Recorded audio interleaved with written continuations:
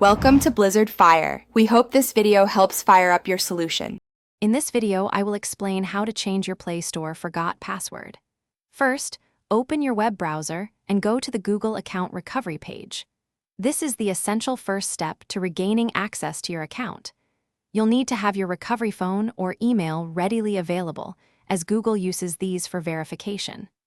This simple process ensures you can access all your Google services, including the Play Store, without any hassle. Next, you'll be prompted to enter the email address or phone number linked to your Google account. After submitting this information, Google will send a verification code to your designated recovery method. Be sure to check your phone for a text message or your email inbox for this 6-digit code. This crucial step confirms your identity and protects your account from unauthorized access, ensuring only you can proceed. Once you receive the verification code, enter it accurately into the designated field on the recovery page. After successful verification, you'll be given the opportunity to create a brand new, strong password.